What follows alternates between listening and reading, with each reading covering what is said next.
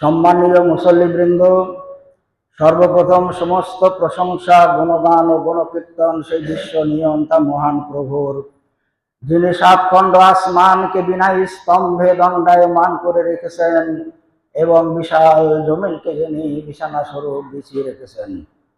তারপরে পরে আকে নামদার তাজদারি মদিনা মুহাম্মাদুর রাসূলুল্লাহ সাল্লাল্লাহু আলাইহি ওয়াসাল্লাম পর হাজার হাজার দরুদ ও শান্তির সুধা বর্ষিত হোক। আমিন, আল্লাহুম্মা আমিন। আমি আপনাদের সম্মুখে সূরা বাকারার 125 নম্বর আয়াত পাঠ করেছি। সেই আয়াতটি সামনে রেখে সংক্ষিপ্ত আলোচনা রাখবো ইনশাআল্লাহ। এর আগে থেকে যে আলোচনা হয়ে আসছে ইসমাইল আলাইহিস সালাম এবং তার মা হাজেরাকে ইব্রাহিম আলাইহিস সালাম যেখানে রেখে এসেছিলেন সেখানে কোনো জনবসতি ছিল না। ইতিপূর্বে আপনারা শুনেছেন সেখানে কোনো আবাদ ছিল না, জনশূন্য আবাদবিহীন পাহাড়ের ফাঁকে এক বড় গাছের নিচে রেখে এসেছিলেন। সেই জায়গাতে কিভাবে জনবসতি হলো? আজকে সেই মানব শূন্য জায়গাটাই আজকে মক্কা নগরী। আরবের বুকে যে মক্কা শহর, ওটাই সেই শহর। তো সেখানে কিভাবে জনবসতি হলো সেটাই আজকে সংক্ষেপে আলোচনা হবে ইনশাআল্লাহ। আল্লাহ তাআলা এই আয়াতে বলছেন, ওয়াইজ জাগালনাল বায়তা মাসাবাতান লিন্নাস ওয়া আমনান। আমি ওই জায়গাটাকে, যে জায়গাতে ইব্রাহিম আলাইহিস সালাম তার শিশুপুত্র এবং স্ত্রী মা হাজেরাকে রেখে এসেছিলেন, সেই জায়গাটাকে আমি সেই জায়গাতে ঘর নির্মাণ করিয়েছি। সেই ঘরটাকে জালনাল বায়তা মানে বাড়িটাকে মাসাবাতান আমি সম্মেলনের স্থান বানিয়ে দিয়েছি।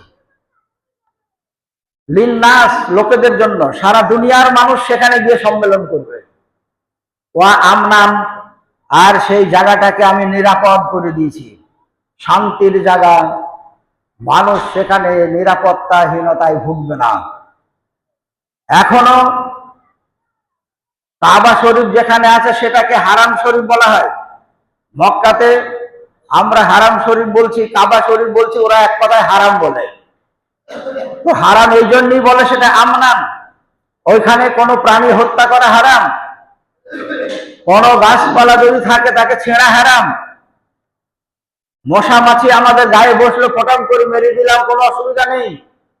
কিন্তু হারামের এরিয়াতে কোনো মশা মাছি যদিও নাই, বসলে মারা যাবে না, সরিয়ে দিতে হবে। হটিয়ে দেওয়া যায়, মারা যাবে না। এই জন্যই ওই এলাকাটার নাম হলো হারাম।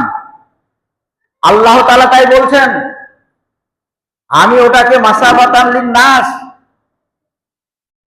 সারা দুনিয়ার মানুষের জন্য সম্মেলনের স্থান বানিয়ে দিয়েছি। ও আমনান আর সেটাকে শান্তির জায়গা বানিয়ে দিয়েছি, নিরাপত্তার, নিরাপদে থাকার জায়গা আমি বানিয়ে দিয়েছি।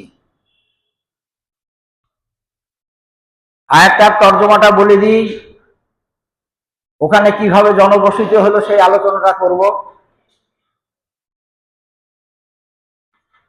ফাত্তাখিযু মিন মাকামে ইব্রাহিম মুসাল্লা। যারা গিয়েছেন তারা দেখেছেন ইব্রাহিম আলাইহিস সালামের পায়ের দাগওয়ালা একটা পাথর আছে, সেটা কি বলা হয় মাকামে ইব্রাহিম। তো আল্লাহ তাআলা বলছেন ফাত্তাখিযু মিন মাকামে ইব্রাহিম মুসাল্লান, ওইখানে তোমরা ইব্রাহিম আলাইহিস সালামের যে মাকাম ইব্রাহিম, সেইখানটা তোমরা মুসাল্লা মানে নামাজ পড়ার জায়গা তৈরি করো, সেখানে গিয়ে নামাজ পড়ো। ওয়াহিদনা ইলা ইব্রাহিম ওয়া ইসমাইলা আন তাহারা বাইতিয়া। আর আমি ইব্রাহিম আলাইহিস সালাম এবং ইসমাইল আলাইহিস সালামের সঙ্গে প্রতিশ্রুতি নিয়েছি, তাদেরকে দায়িত্ব দিয়েছি আন তাহারা বাইতিয়া, তারা আমার ওই বাড়িটা, আমার ওই ঘরটা কাবা শরীফটা তারা যত্ন করবে, পবিত্র করে রাখবে, পরিষ্কার পরিচ্ছন্ন করে রাখবে। কেন? লিত্তাইফিনা ওয়াল আকিফিনা ওয়া রুকাইস সুজুদ। লিত্তাইফিনা, মানুষ সেখানে গিয়ে তওয়াফ করবে, ওই ঘরটা প্রদক্ষিণ করা, ওর চতুর্দিকে ঘোড়াটাকে তওয়াফ করা বলে। তো মানুষ সেখানে তওয়াফ করবে, সেই তওয়াফকারীদের জন্য ওই জায়গাকে তারা পরিষ্কার পরিচ্ছন্ন করে রাখবে, তাদের তওয়াফ করার উপযুক্ত করে রাখবে। ওয়াল আকিফিনা, ওখানে ইতিকাফ করবে যারা, সেই ইতিকাফকারীদের জন্য ওই জায়গাকে তারা পরিষ্কার করে রাখবে। এর জন্য আমি ইব্রাহিম আলাইহিস সালাম এবং ইসমাইল আলাইহিস সালামের সঙ্গে প্রতিশ্রুতি নিয়েছি। ওয়া রুকাইস সুজুদ, রুকুকারী এবং সেজদাকারী, অর্থাৎ নামাজ পড়া লোকেরা সেখানে গিয়ে নামাজ পড়বে। তাহলে তওয়াফ করা লোক, ইতিকাফ করার লোক এবং নামাজ পড়া লোকেদের জন্য সেই বাইতুল্লাহকে, কাবা শরীফকে, তার এলাকাকে তারা পরিষ্কার পরিচ্ছন্ন এবং এদের কাজের ইবাদতের উপযুক্ত করে রাখবে। এই প্রতিশ্রুতি আমি ইব্রাহিম আলাইহিস সালাম এবং ইসমাইল আলাইহিস সালামের সঙ্গে নিয়েছি। ইসমাইল আলাইহিস সালামের নাম কোরআন শরীফের 8টা সূরায় 25টা আয়াতে নাম উল্লেখ করা হয়েছে। তার মধ্যে সূরা বাকারাতে 8টা আয়াতে ইসমাইল আলাইহিস সালামের নাম উল্লেখ আছে। তো যাই হোক, ইসমাইল আলাইহিস সালাম কে নিয়ে মা হাজেরা যখন খাদ্য যখন শেষ হয়ে গেল, পানীয় যখন শেষ হয়ে গেল, তখন সে লোকের সাহায্যের জন্য ওখান থেকে উঠে যে সাফা পাহাড় গেলেন, ওখান থেকে মারোয়া গেলেন। কোন লোকের যখন সন্ধান পেলেন না, তখন ফিরে আসলেন। এর লম্বা ঘটনা এখানে বর্ণনা হয়েছে। তো তিনি সেখানে ঘুরে এসে যে ঘটনা আপনারা শুনেছেন, জমজমের জন্ম হলো, তিনি জমজমের পানি খান, ওখানেই থাকেন। এই মতো সময়ে দূর দিয়ে একটা কাফেলা বণিক তারা যাচ্ছিল, জুরহুম কাবিলার লোক। তারা জুরহুম কাবিলার লোক ওই সময় ইয়ামানের বসবাস করত। ও লোকগুলাও ইয়ামানের অধিবাসী। ইয়ামান থেকে তারা ব্যবসা করতে যাচ্ছিল।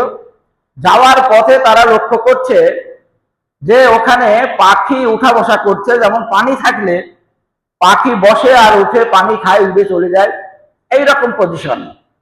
তো তাদের মধ্যে 2টি লোককে তারা পাঠালো, ওখানে দেখে এসে তো পাখি উঠছে কেন, আমরা তো মাঝে মধ্যে যাই, ওরকম দেখি না, ওখানে কি কোনো পানি আছে? তো 2টো লোককে পাঠালো, তারা এসে দেখছে সত্যি পানি আছে, একটা কুয়া, মানে ওই জমজম যেটা ইতিপূর্বে হয়ে গেছে। আর তার পাশে একজন মহিলা তার ছেলেকে নিয়ে বসে আছে। ওরা ঘুরে এসে তাদেরকে বলল, হ্যাঁ ওখানে পানি আছে। আর একজন মহিলাও সেখানে রয়েছে তার সন্তান নিয়ে। তো বলছে, চলো আমরা যদি ওর আশেপাশে থাকি, তাহলে ওদের পানি আমাদেরকে খাওয়ার অধিকারটা দেয়, তাহলে ওই পানি খেয়েই আমরা এখানে বসবাস করব। তো তারা এসে মা হাজেরাকে বললেন যে আপনি যদি অনুমতি দেন, তাহলে এই আপনার নিকটবর্তী জায়গাতে আমরা বসবাস করব, আর এই কুয়ার পানি খাওয়ার পারমিশন আমাদেরকে দিতে হবে। তো মা হাজেরা যে উত্তরটা দিলেন সেটা হলো, পানি আপনারা ব্যবহার করতে পারবেন, পানি যত খুশি তত খেতে পারবেন, কিন্তু এই কুয়ার উপরে আপনাদের কোনো অধিকার থাকবে না। কুয়াটা আমাদের বলে কোনোদিন আপনারা দাবি করতে পারবেন না যে কুয়াটা আমাদের। এই অধিকারটা আপনারা পাবেন না, পানি ব্যবহার করুন। তো পানি ব্যবহার করলেই হবে। তারপরে তারা তার নিকটবর্তী পাহাড়ের গায়ে গায়ে সব বসবাস করার ব্যবস্থা করলো, পানির কোনো অসুবিধা হয় না।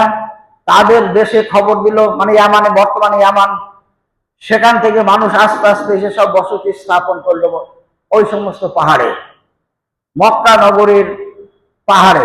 এখনো পাহাড়ের গায়ে সব পাহাড় কেটে কেটে বাড়ি তৈরি হচ্ছে, হয়ে আছে। তো তারা বাড়ি তৈরি করলো। ওই ইয়ামান দেশটা সুলাইমান আলাইহিস সালামের একটা ঘটনা আছে। হুদহুদ পাখির ঘটনা। সেখানে বলা হয় সাবা দেশ থেকে সেই হুদহুদ পাখি একটা খবর এনেছিল। তো সেই সাবা দেশ, সাবাটাই বর্তমানে ইয়ামান। সুলাইমান আলাইহিস সালামের জামানায় ইয়ামান দেশের নাম ছিল সাবা। ওই সাবা খুব উন্নত দেশ ছিল। 3টে স্তরে ভাগ দিয়ে গোটা দেশে পানির সেচের ব্যবস্থা ছিল। আর সেখানে প্রচুর বাগান ছিল, যে বাগানের ফলমূল থেকেই ওই দেশটা উন্নত হয়েছিল। আল্লাহ তাআলার নাফরমানির জন্য তাদের সেই বাঁধ ভেঙে বন্যা দিয়ে তাদের বাগানগুলোকে ধ্বংস করে দিয়েছিলেন। কোরআন শরীফের সূরা সাবাতে সাবিউল ইলম বলা হয়েছে, বাঁধ ভাগার বন্যায় তারা ধ্বংস হয়েছে। তো সেই সাবা শহর হলো ইয়ামান।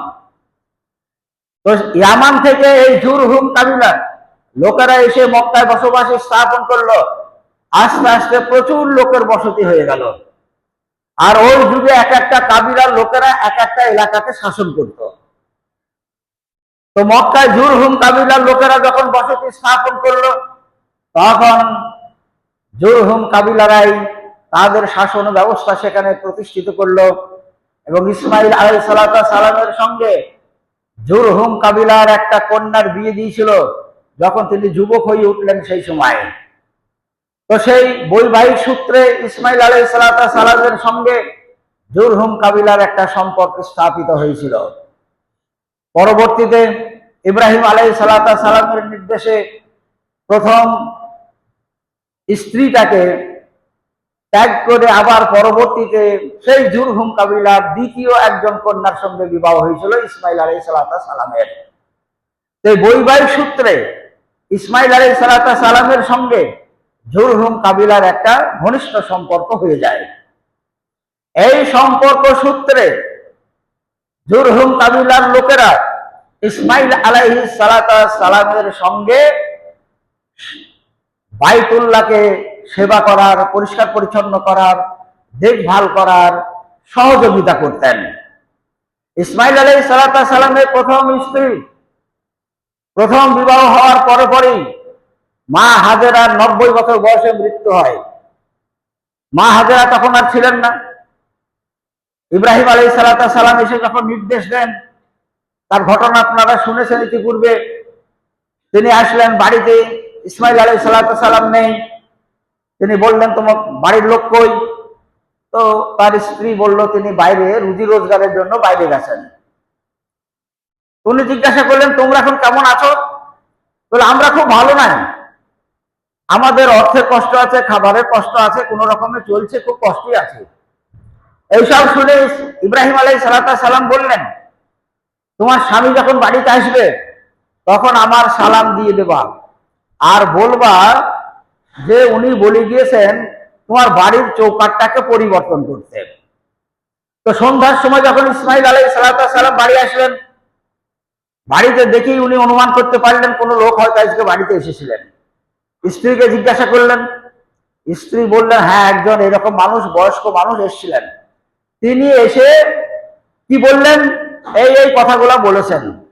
লাস্টে যাওয়ার সময় বললেন, তোমার স্বামী আসলে আমার সালাম দিবা, আর বলবো যেন বাড়ির চৌকাঠটাকে পরিবর্তন করে। তখন ইসমাইল আলাইহিস সালাম বলছেন, উনি হলেন আমার আব্বা ইব্রাহিম আলাইহিস সালাম, আর উনি যে চৌকাঠ পরিবর্তন করতে বলেছেন, এই চৌকাঠটা হলে তুমি। ফলে তোমাকে আমার কাছ থেকে বিচ্ছিন্ন হওয়ার কথা বলেছেন, ফলে তুমি আমার কাছ থেকে চলে যাও, তোমার মা বাবার বাড়িতে চলে যাও। ইসমাইল আলাইহিস সালাম তার প্রথম স্ত্রীকে ওইভাবে সরিয়ে দিলেন পিতার কথা অনুযায়ী। পরবর্তীতে আবার ওই জুরহুম কাবিলার একজন মেয়ের সঙ্গে বিবাহে আবদ্ধ হয়েছিলেন। এই স্ত্রী থাকাকালীন ইব্রাহিম আলাইহিস সালাম একদিন এসেছিলেন। সেদিনও ভাগ্যক্রমে ইসমাইল আলাইহিস সালাম বাড়িতে নেই। উনি জিজ্ঞাসা করলেন, তোমরা কেমন আছো? তো উনি বললেন, আমরা খুব ভালো আছি, আমরা খুব সুখে আছি, কোনো অসুবিধা নাই। উনি জিজ্ঞাসা করলেন, তোমরা কি খাও? বলে, আমরা মাংস খাই আর পানি খাই, মানে জমজমের পানি। তো উনি বললেন, আল্লাহ তোমাদের মাংসে এবং পানিতে বরকত দান করুক। যাওয়ার সময় একই কথা বললেন, তোমার স্বামী যখন বাড়ি ফিরবে তখন বলবার তিনি যেন তার বাড়ির চৌকাঠটা যত্ন নেয়। তো ইসমাইল আলাইহিস সালাম সন্ধ্যায় বাড়ি আসলেন। আসার পরে ওইভাবেই জিজ্ঞাসা করলেন, আমাদের বাড়িতে কি কেউ এসেছিল? বলছে হ্যাঁ, এরকম একজন বয়স্ক মানুষ এসেছিলেন। এইসব কথা বললেন। তারপরে যাওয়ার মুহূর্তে বললেন, আমার সালামটা দিয়ে দিবা তোমার স্বামীকে, আর বলবা যেন বাড়ির চৌকাঠটার যত্ন নেয়। তখন উনি বললেন, ওটাই হলো আমার আব্বা। আর উনি যে কথাটা বলে গেছেন সেটা হলো, চৌকাঠ হলে তুমি, অর্থাৎ আমার স্ত্রী, আর এটাকে যত্ন করার কথা বলেছেন। তার মানে এই তোমার সঙ্গে আমার দাম্পত্য জীবন অটুট থাকবে, অটুট রাখতে হবে, এই কথাটাই বলে গেছেন। তো এই স্ত্রী নিয়েই উনি ওখানে বসবাস করতেন। এই সুবাদে জুরহুম কাবিলার সঙ্গে ইসমাইল আলাইহিস সালামের একটা ঘনিষ্ঠ আত্মীয়তার সম্পর্ক ছিল। সেই সোর্সে জুরহুম কাবিলার লোকেরা ইসমাইল আলাইহিস সালাম যতদিন বেঁচে ছিলেন তার সঙ্গে সহযোগিতা করেছেন। কাবা শরীফ নির্মাণ কিভাবে হয়েছিল এর ঘটনা আগামী জুমায় ইনশাআল্লাহ হবে। তো ইসমাইল আলাইহিস সালাম যতদিন ছিলেন, তারপরে আর দুবার এসছেন, টোটাল 4 বার এসছেন মক্কাতে রেখে যাওয়ার পরে, আর দেখাশোনার জন্য উনি এখানে বসবাস করেননি। ইসমাইল আলাইহিস সালাম দেখাশোনা করতেন। আল্লাহ তাআলা যেটা বলছেন, আমি দায়িত্ব দিয়েছি ওদেরকে, সেই প্রতিশ্রুতি রক্ষা করেছেন ইসমাইল আলাইহিস সালাম। এইভাবে জুরহুম কাবিলা মক্কা শহরকে তখন তারা তাদের বসতি, তাদের লোকজনকে তারাই শাসন করতে শুরু করে। সেই সুবাদে ইসমাইল আলাইহিস সালাম 110 বছর বয়সে মারা যান। তিনি মারা যাওয়ার পরে জুরহুম কাবিলার লোকেরা কাবা শরীফের দায় দায়িত্ব তারা নিজেদের হাতে তুলে নেয়, অর্থাৎ তারাই দেখাশোনা করতেন। কয়েকশো বছর কেটে যায়। সেই ইব্রাহিম আলাইহিস সালামের জামানা থেকে, ইসমাইল আলাইহিস সালামের জামানা থেকে ঈসা আলাইহিস সালামের জামানার পরেও 200 বছর পার হয়ে যায়। গোটা মক্কার বসতি হলো তখন জুরহুম কাবিলা। কাবা শরীফের দায় দায়িত্ব তারাই পালন করেন। কিন্তু এতদিনে সেই কাবা শরীফের দায় দায়িত্ব পালনকারীরা, অর্থাৎ তাদের যারা নেতৃস্থানীয় ব্যক্তি, তারা দুর্নীতিগ্রস্ত, দুর্নীতি পরায়ণ হয়ে যায়। অর্থাৎ কাবা শরীফের আমানত তারা কিছু কিছু খেয়ানত করতে শুরু করে। ইতিপূর্বে কুরাইশের যে নাম আমরা শুনি, এই কুরাইশ বংশ, ফাহের বিন মালিক বলে একজন তাদের পূর্বপুরুষ, তার নেতৃত্বে এই কুরাইশ বংশ শক্তিশালী হয়ে ওঠে মক্কার আশেপাশে। তারা যখন দেখলো জুরহুম কাবিলা দুর্নীতিগ্রস্ত, তাদের মধ্যে মতভেদ, তাদের মধ্যে নানান ধরনের বিবাদ বিসংবাদ বিরাজমান, এই সব সুযোগে কুরাইশের লোকেরা কাবা শরীফ আক্রমণ করে, জুরহুম কাবিলার উপরে আক্রমণ করে। কাবা শরীফ সহ জুরহুম কাবিলাদের পরাস্ত করে গোটা মক্কা নগরীকে তারা দখল করে নেয়। এই ঘটনা ঘটেছে আমাদের রাসূলের জন্মের 300 বছর আগে। 275 খ্রিস্টাব্দে এই মক্কায় জুরহুম কাবিলাকে বিতাড়িত করে কুরাইশ বংশের শাসন প্রতিষ্ঠিত হয়েছিল। জুরহুম কাবিলাকে এমন ভাবে বিতাড়িত করলো মক্কা থেকে যে তারা বিতাড়িত হয়ে আর কোনো জায়গায় তারা প্রতিষ্ঠিত হওয়ার সুযোগ তারা পায়নি। শেষ পর্যন্ত জুরহুম কাবিলা তারা তাদের যাযাবরের জীবন যাপন করতে তারা বাধ্য হয়ে গেল। বিভিন্ন দিকে ছিটিয়ে ছড়িয়ে যে যেদিকে গেছে সেই দিকে কোন রকম ভাবে যাযাবরের জীবন, যেমন হয় কোথাও 10 দিন এখানে, কোথাও 5 দিন ওখানে, কোন রকমের দিনগুলো কাটায়। এইভাবে জুরহুম কাবিলা ছিটিয়ে ছড়িয়ে তাদের যাযাবরের জীবনের ভিতর দিয়ে এই জুরহুম কাবিলা আস্তে আস্তে পৃথিবী থেকে নিশ্চিহ্ন হয়ে যায়।